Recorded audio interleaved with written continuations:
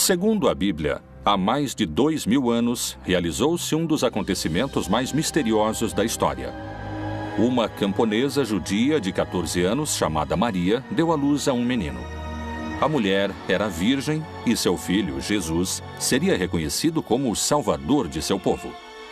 Há poucas provas da vida extraordinária dessa mulher, muitas perguntas e mistérios assombrosos.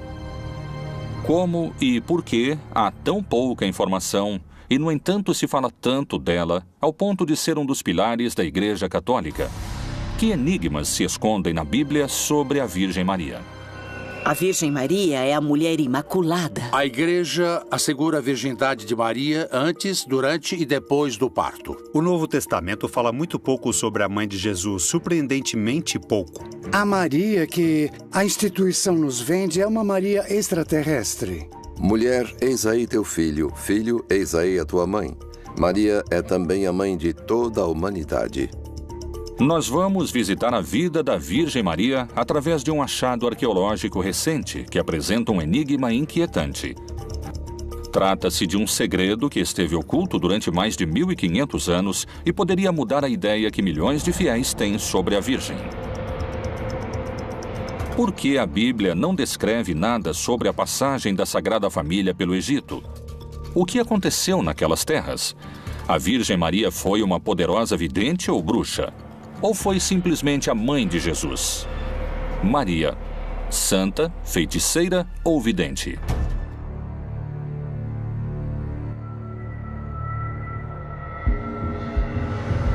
Recentemente, um manuscrito de mais de 1500 anos foi interpretado, escrito em língua copta, um idioma usado pela cristandade no Antigo Egito.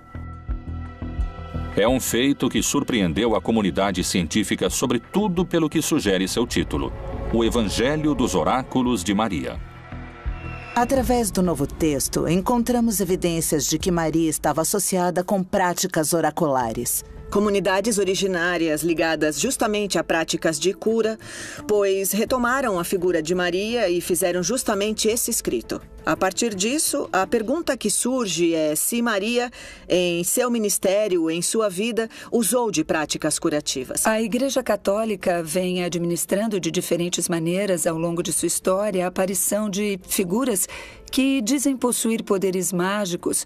Aparecem nos escritos dizendo que elas têm algum tipo de poder. Em geral, esses poderes têm a ver com a comunicação com o divino ou com a saúde. Como o texto do Evangelho dos Oráculos de Maria está escrito em uma língua egípcia antiga, diferentes investigadores estão trabalhando na tradução de seus textos.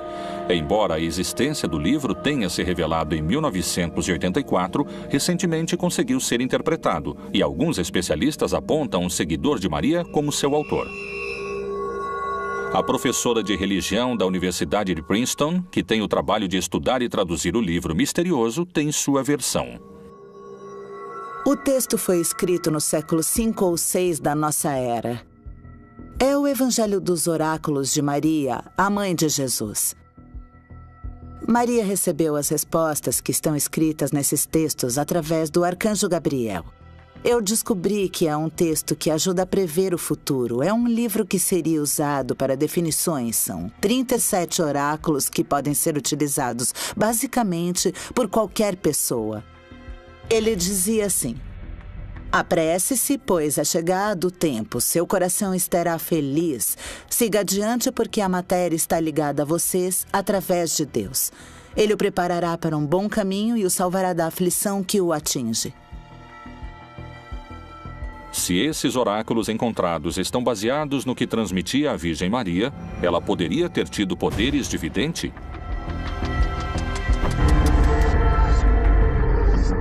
Além desse antigo manuscrito, quais são os outros indícios de que Maria poderia haver dominado poderes obscuros? Supõe-se que Maria podia fazer milagres, não diretamente, mas através, por exemplo, pendurar as roupas de Jesus no quintal e as pessoas vinham, as tocavam e então recebiam algumas curas. O que seriam os milagres no marco do cristianismo? Ele é a aparição do extraordinário na vida cotidiana das pessoas e que, em geral, o que funciona como prova para fazer de alguém um santo. Os milagres eram para benefício de uma pessoa, mas também era o testemunho de toda uma comunidade. Os feitiços geralmente são usados para causar danos. A feiticeira não deixarás viver. A bruxaria é um sistema de relações. Através de uma pessoa que faz um sortilégio, um malefício a outra. Então, essa pessoa que se sente afetada por esse malefício recorre à figura do bruxo, buscando a cura, pedindo um outro malefício para detê-lo.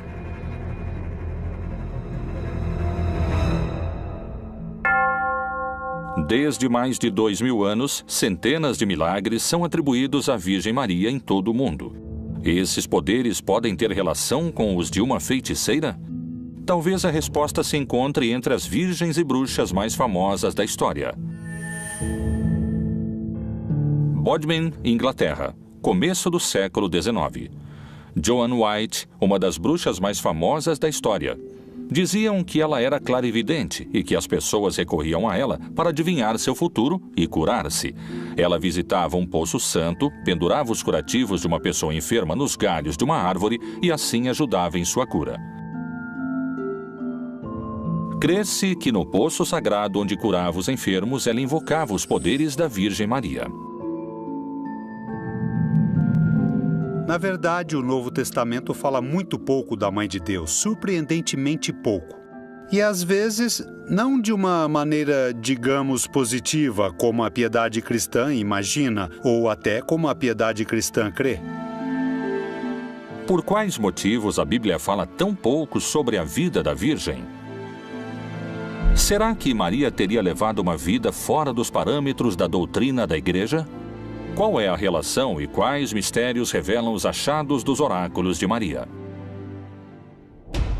As pessoas que escreveram este oráculo consideravam Maria uma médium. Eu acredito que esse texto funcionava como uma pessoa que consulta a Bíblia hoje em dia. Ela a abre e a passagem que lê está dirigida à sua vida. Em certo sentido, esses oráculos eram como os psiquiatras do mundo antigo. São muitas as passagens bíblicas que anunciam os castigos de Deus àqueles que desviam do caminho e das Escrituras Sagradas.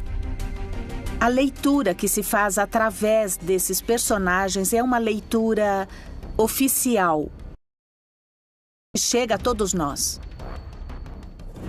Algum homem ou mulher em si tiver um espírito de necromancia ou espírito de adivinhação, certamente morrerá. Serão apedrejados. O seu sangue será sobre eles.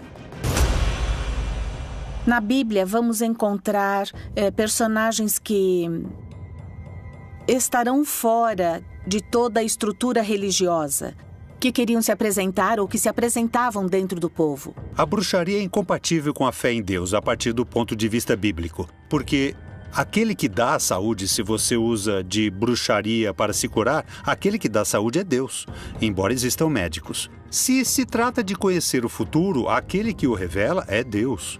E aquele que conduz a história é somente Deus. Portanto, a bruxaria é incompatível com a fé no Senhor. As aparições da Virgem Maria são sempre um mistério. Nessa questão entra uma série de aparições marianas que podemos entender como uma intervenção da Mãe do Nosso Senhor, da Mãe de Deus.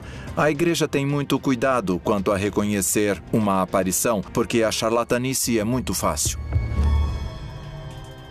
Em 11 de agosto de 1858, em Lourdes, na França, a jovem Bernadette Soubirous caminhava quando escutou um barulho e sentiu o vento.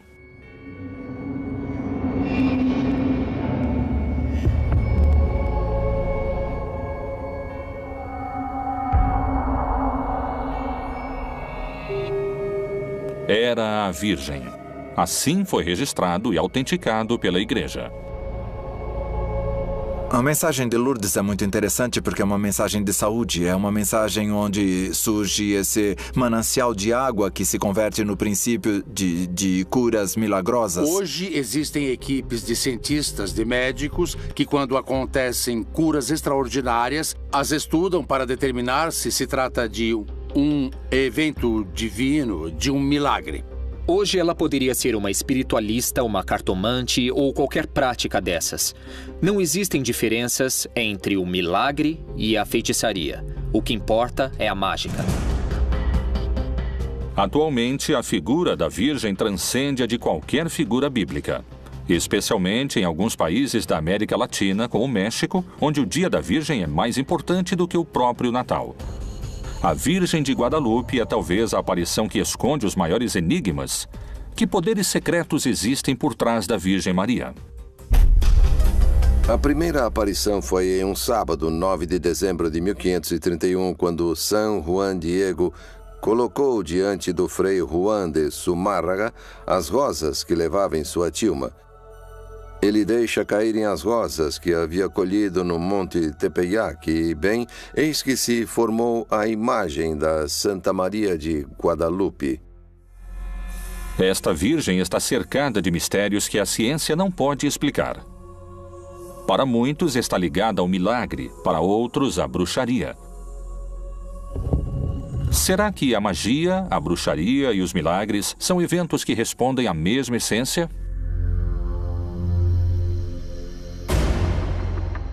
Ao longo dos séculos foram feitas várias investigações em torno da imagem de Guadalupe. As primeiras que chamaram a atenção foi quando, em 1938, tiraram uma fotografia dos olhos e neles se encontrava como que o perfil de uma pessoa.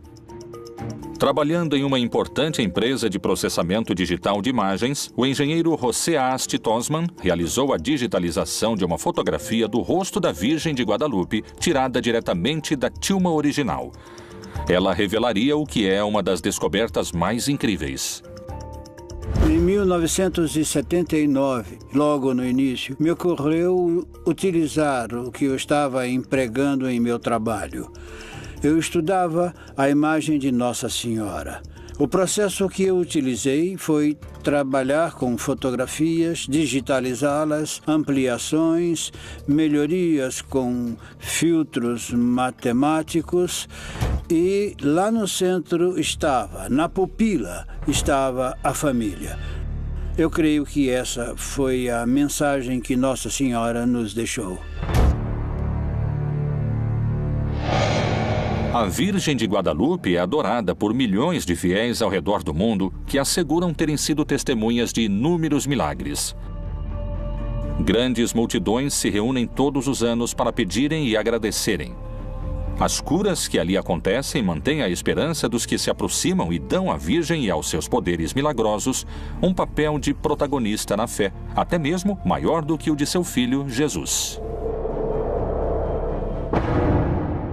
Eu vim agradecer o aparecimento da minha sobrinha, que estava perdida e, graças a Deus, voltou. Nós a encontramos, então eu vim cumprir a promessa. Para mim, ela é tudo, com certeza.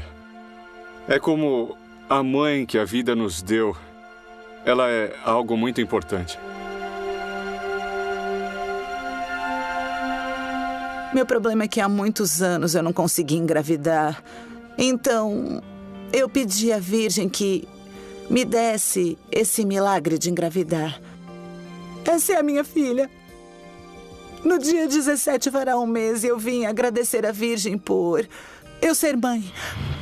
Para mim, ela é como a minha segunda mãe. Para mim é algo, não sei, algo muito especial a Virgem de Guadalupe.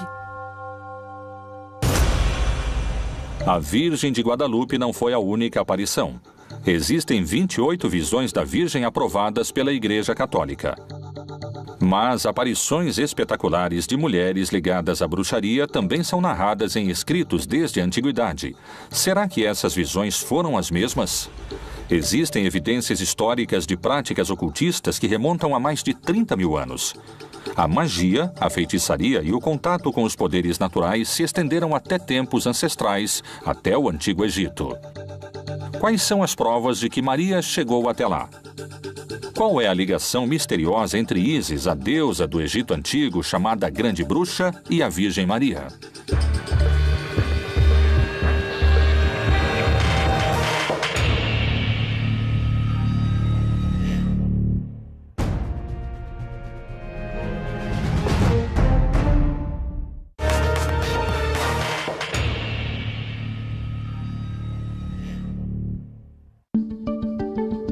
A descoberta de um manuscrito de mais de 1.500 anos de idade intitulado O Evangelho dos Oráculos de Maria surpreendeu a comunidade arqueológica e despertou uma hipótese inquietante.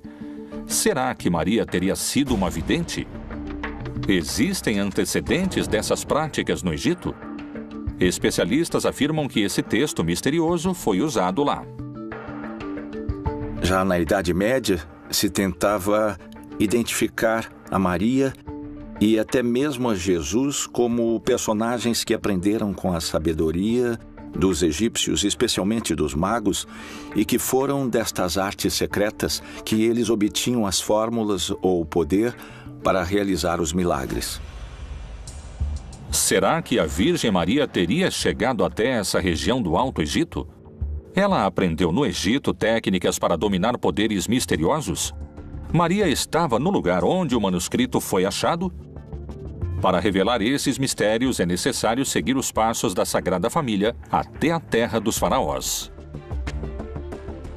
Então Herodes, vendo que havia sido iludido pelos magos, irritou-se muito e mandou matar todos os meninos que havia em Belém. O contexto é que Herodes, um idumeu, aliado a Roma, fica sabendo da visita de uns magos que vinham do Oriente e que havia nascido um rei.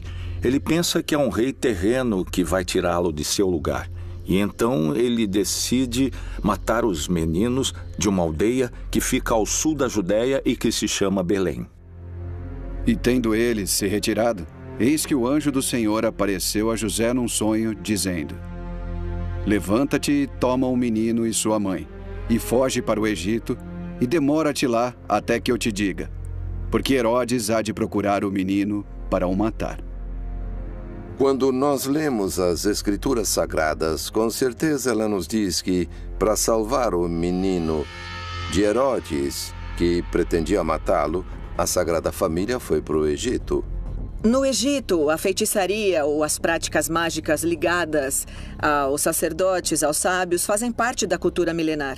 Muitas das práticas culturais e religiosas foram absorvidas também por Israel. Mesmo sem termos conhecimento do local onde foi encontrado o Evangelho dos Oráculos de Maria, os textos similares dão indícios de uma possível origem onde práticas religiosas e rituais pagãos eram realizados. Não sabemos exatamente onde esse texto foi encontrado. O que sabemos é que foi doado à Universidade de Harvard, mas as pessoas que o doaram não disseram onde o encontraram. Existe um lugar no Egito onde tem o altar de um santo, São Colutos, que fica localizada na cidade de Ansena. Lá foi encontrada uma página de um texto similar. Assim, nós soubemos que as mesmas pessoas que praticavam essas mesmas consultas usando os altares dos santos no Egito. Numerosas evidências encontradas, desde talismãs, amuletos, hieróglifos e manuscritos, indicam que os egípcios buscavam contato com seres de dimensões espirituais e pretendiam dominar os poderes sobrenaturais. Como isso pode ter influenciado Maria?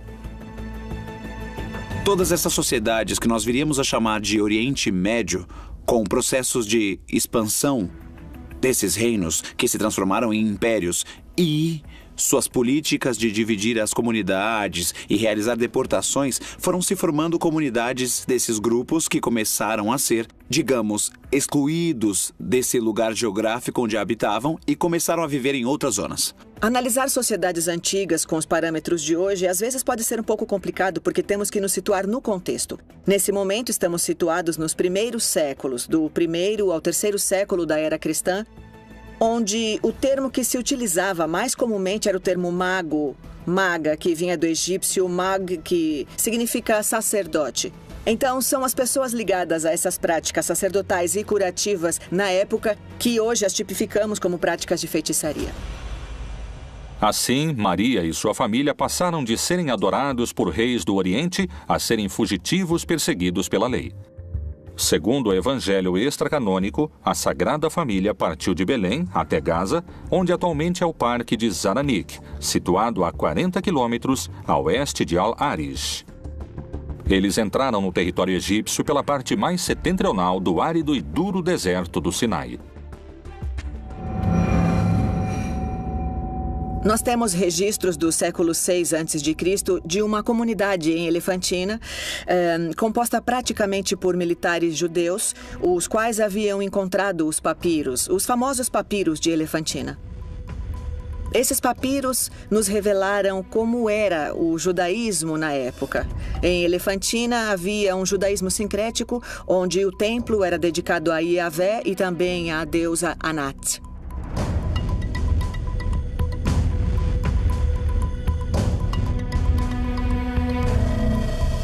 Alguns especialistas acreditam que esse período, onde Maria desaparece das páginas da Bíblia, extrai a chave para revelar o enigma sobre seu suposto trabalho como adivinha. Foram feitos... Bom, nós já reconhecemos que foram feitos templos no Egito à Sagrada Família. Foram encontrados grandes santuários dedicados à Sagrada Família, especialmente à Virgem Maria.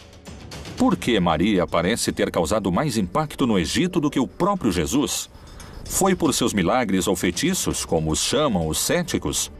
Nos evangélicos, que não foram incorporados à Bíblia, e nas tradições coptas, são descritos vários milagres de Maria no Antigo Egito.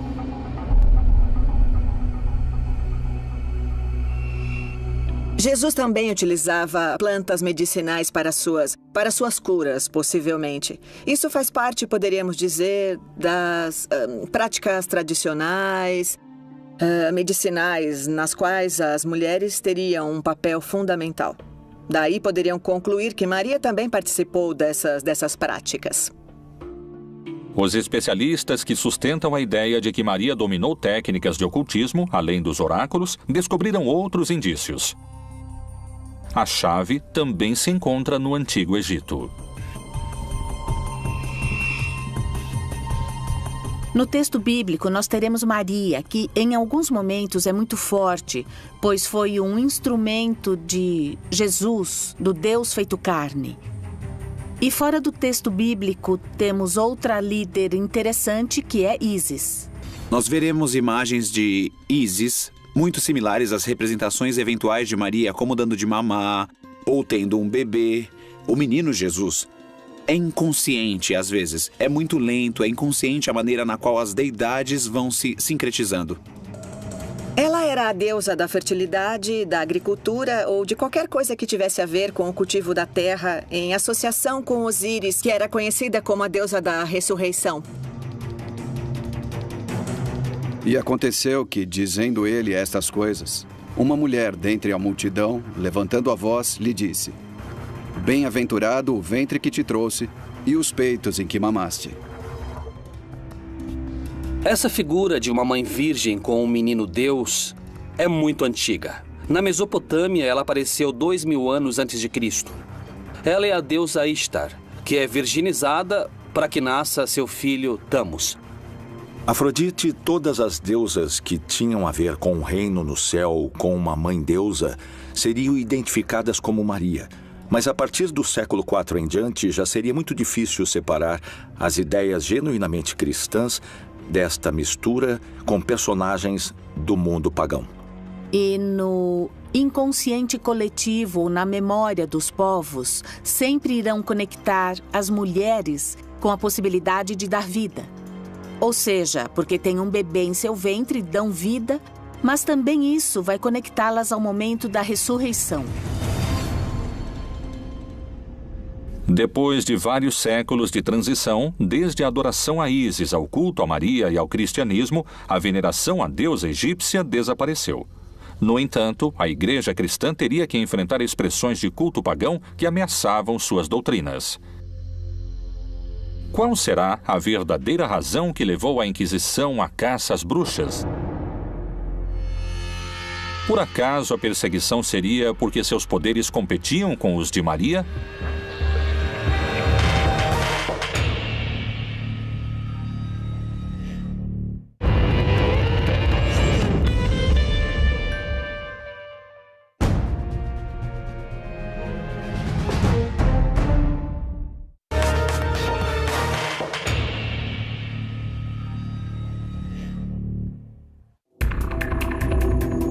A chegada do cristianismo a Roma mudou a história de todo o mundo.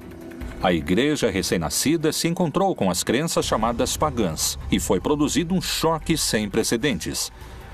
Segundo alguns estudiosos, a figura da Virgem Maria também haveria sofrido mudanças para adaptá-la às crenças pré-existentes.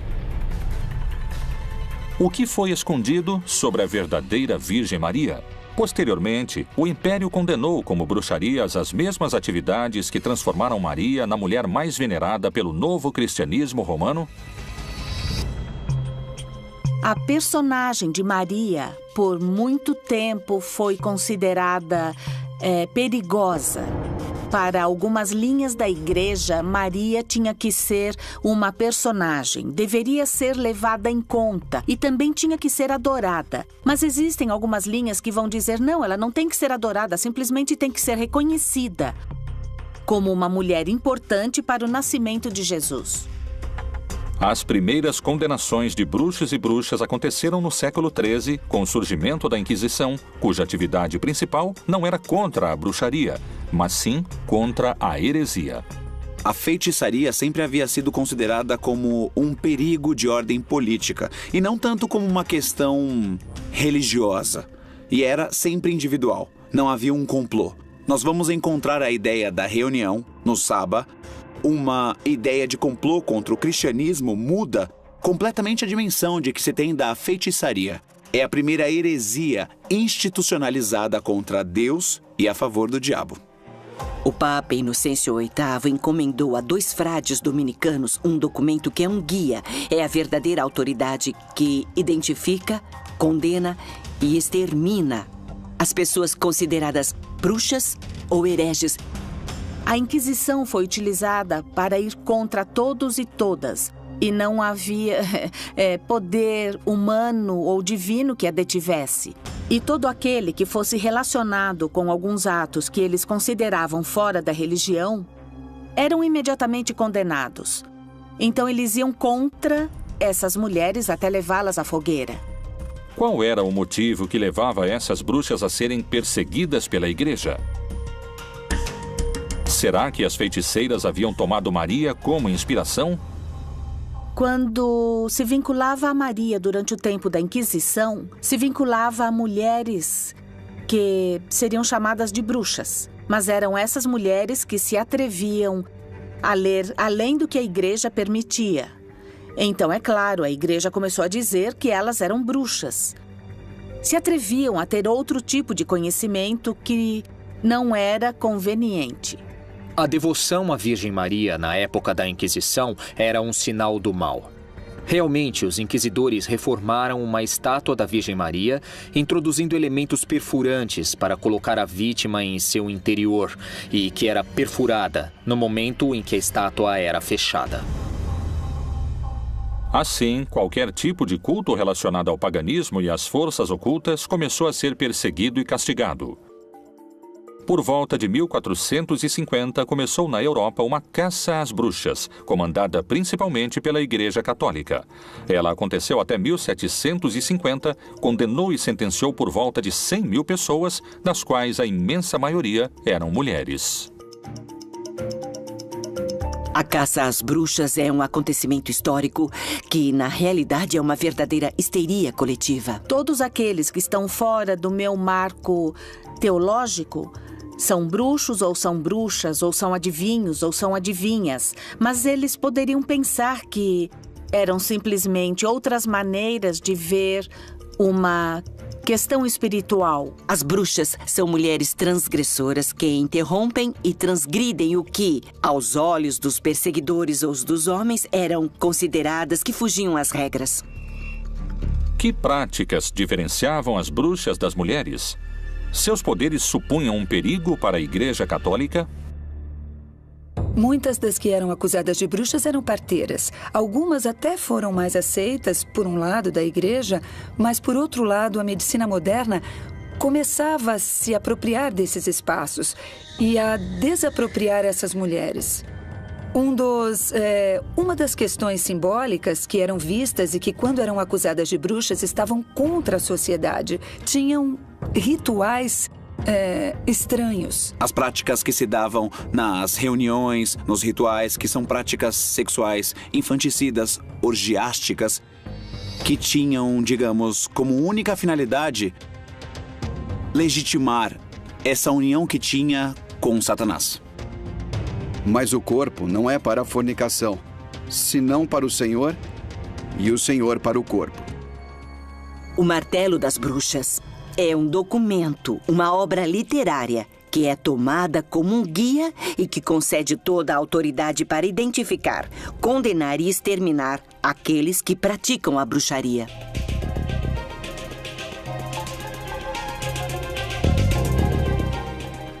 Na Idade Média, o imaginário feminino e a força da feminilidade volta com as beguinas, que nascem na Alemanha. Na Bélgica, muitas mulheres viam uma saída. Eu não quero casar, mas não quero ser freira. Elas iam viver nos beguinários, e muitas dessas beguinas terminaram em uma fogueira, acusadas de bruxaria. Foi o medo da força feminina outra vez, e destruíram os beguinários com fogo.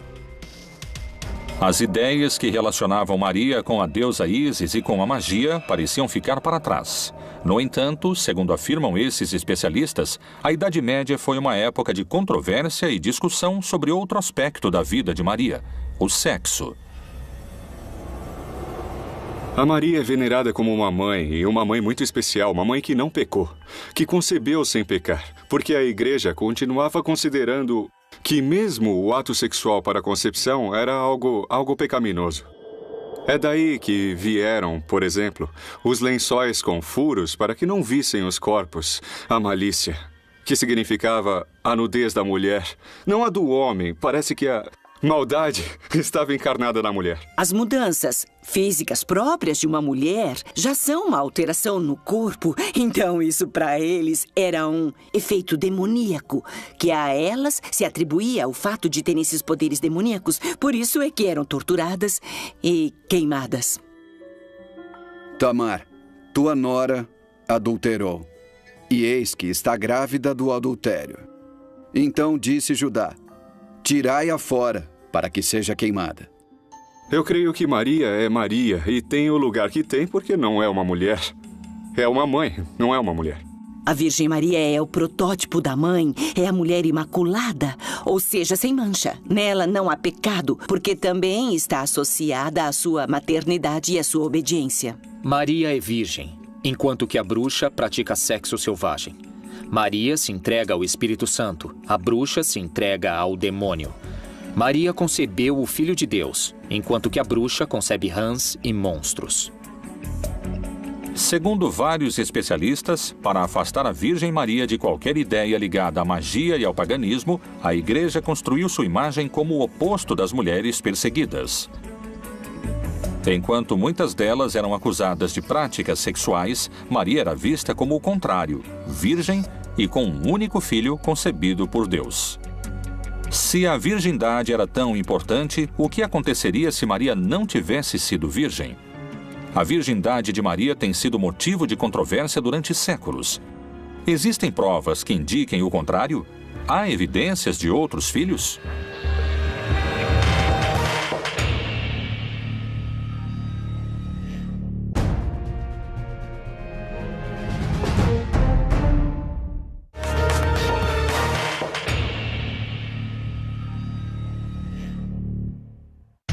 Os textos sagrados diferenciam a Virgem Maria do resto das mulheres. Mas como as Escrituras apresentam essas tais mulheres? Para reforçar a imagem de Maria como o oposto das feiticeiras, a Igreja também teria se apoiado em outras figuras femininas que a Bíblia descreve.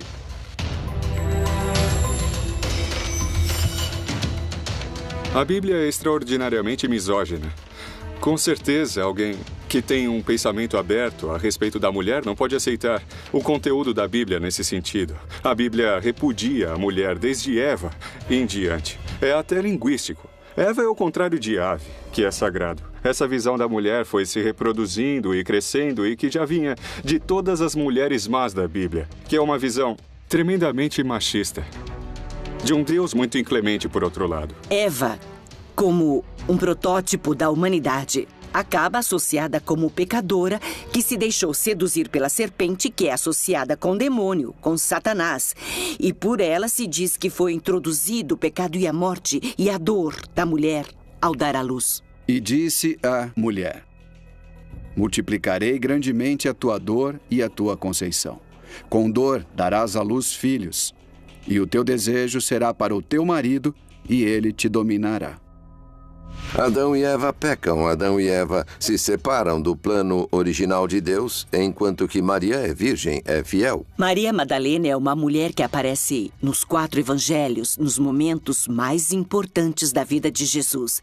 É dito que Jesus expulsou 7 demônios dela. Obviamente, uma interpretação patriarcal o associa imediatamente aos varões. Ela é pecadora porque tinha 7 amantes ou maridos.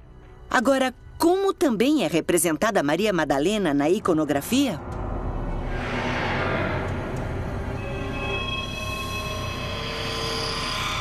Livre. A virgindade de Maria ainda hoje é motivo de debate e controvérsia. O momento conhecido como a Anunciação da Virgem inspira esperança em milhares de milhões de católicos, mas também desperta discussões sobre essa questão central no dogma da Igreja. Se faz presente o arcanjo Gabriel, que começa um diálogo com Maria. Ele a chama e diz, bem-aventurada, e diz a ela que foi eleita para ser a mãe de Deus. O anjo espera uma resposta. Maria, surpresa, pergunta como isso poderia acontecer. E quando ela entende de alguma maneira o mistério que está por acontecer, ela diz estar de acordo, acredita no que foi dito, e quando o anjo se retira da sua presença, Maria está grávida. Essa não é uma negação do valor do sexo, pelo contrário, é a consagração da condição sexual feminina de Maria, o fato de ser mãe. É virgem e mãe. Certamente para Deus tudo é possível. É muito difícil para nós entender como isso poderia acontecer. Mas, com certeza, ela era virgem antes do parto, no parto e depois do parto.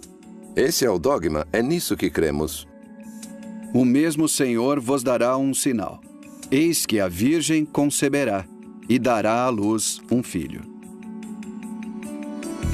Em grego, o evangelho nunca disse que era virgem. A chamam de kore, que quer dizer começou a menstruar donzela.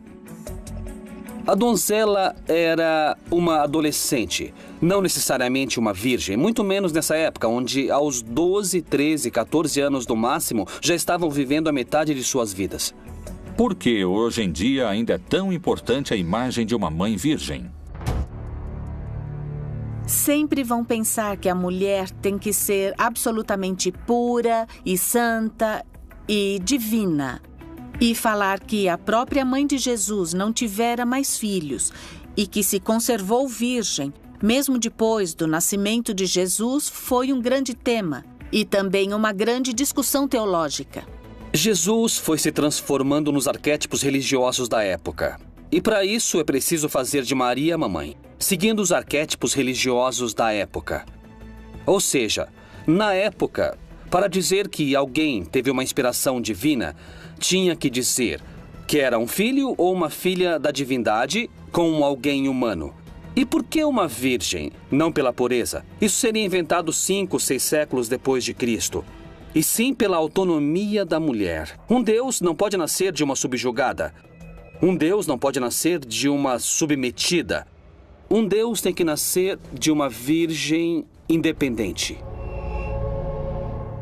A questão da virgindade de Maria se relaciona com outro mistério que também é motivo de discussão há vários séculos. Maria teve outros filhos além de Jesus? Há outras linhagens ocultas pela Igreja?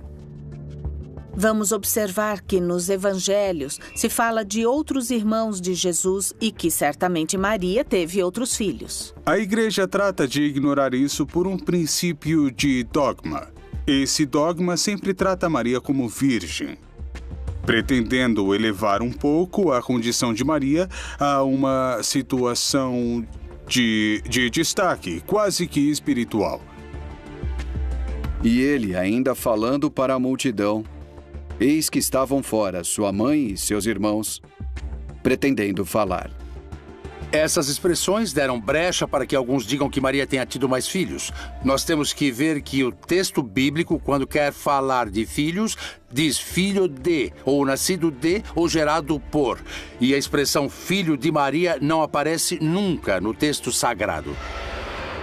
As interpretações sobre a virgindade de Maria, seus poderes e seus outros filhos são diversas e seguem sendo motivo de discussão atualmente. O que ninguém põe em dúvida, nem historiadores e nem teólogos, é que Maria foi a mãe de Jesus. Porque só um dos evangelhos a menciona aos pés da cruz no dia da crucificação de seu filho? Que dados a Igreja e a Bíblia escondem sobre a relação entre Maria e Jesus? Maria foi uma militante do projeto do Reino de Deus ou foi sua pior detratora?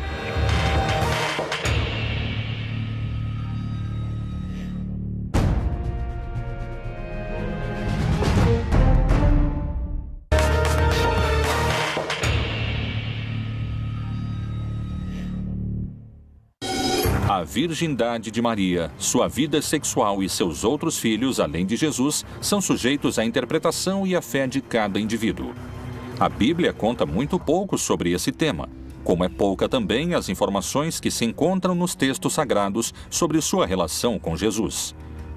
Porque o único evangelho que fala sobre Maria ao pé da cruz é o de João? Porque a Bíblia abstém-se de tantos dados sobre a vida de Maria e sobre tudo a respeito de sua relação com Jesus.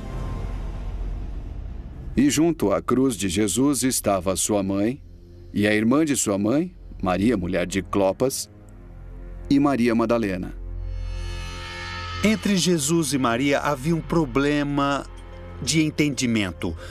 A piedade cristã não pode suportar isso, especialmente a católica e a ortodoxa não conseguem suportar isso e enfeitam de flores a relação de Jesus com sua mãe, sem pensar que era conflituosa ou que foi conflituosa todo o tempo. E acho que Maria teve problemas para entender a missão de seu filho. A relação entre Maria e Jesus foi muito conflituosa no começo, porque a Maria não queria que Jesus enfrentasse nada mais, nada menos que o Império Romano. E diz um texto de Marcos que a Maria quis se apoderar dele e a expressão sugere muita violência. Que planos Maria tinha para sua própria vida e para seu filho? O quanto acompanhou Jesus em sua luta? Será que Maria conhecia, através de seus poderes místicos, o final anunciado que esperaria ao seu primogênito e este ser o motivo de sua disputa? A mãe pressentia aquilo que aconteceria com Jesus e por isso se opõe totalmente a Jesus. E Jesus a rechaça. Ele segue seu caminho. E quando a mãe interfere, ele diz à mãe que não se meta. Em certa ocasião, Jesus é avisado que sua mãe e seus irmãos procuram por ele. E ele diz, e quem são minha mãe e meus irmãos? Esta resposta, mesmo que tenha um lado positivo, é agressiva com sua mãe. E então Jesus disse, quem não deixar pai, mãe, filho e irmãos não pode ser meu discípulo, porque os inimigos do homem serão os da sua casa. Maria realmente se opôs, sem dúvida. Naturalmente, e depois se converteu, depois se transforma. Essa é a Maria que realmente pode servir realmente a um crente hoje que crê em um projeto de libertação. E foi-lhe dito, estão lá fora tua mãe e teus irmãos que querem ver-te. Mas respondendo ele, disse-lhes, minha mãe e meus irmãos são aqueles que ouvem a palavra de Deus e a executam. Maria se transforma naturalmente em um símbolo instigante. O problema é se esse símbolo que nos foi apresentado corresponde à realidade histórica ou então a distorce. O mistério da vida de Maria inquieta estudiosos e fiéis há mais de 2000 anos. Para alguns, ela foi uma jovem e simples mulher judia que deu à luz ao Messias. Outros sustentam que sua imagem é uma construção feita pela Igreja, que teve mais filhos, que foi uma vidente e que viveu sua vida sexual com liberdade. O misterioso manuscrito do Evangelho dos Oráculos de Maria, a relação com seu filho Jesus e as poucas páginas que a Bíblia dedica a uma mulher tão influente para a religião, seguirão sendo um mistério que permanecerá, talvez, pelos séculos dos séculos.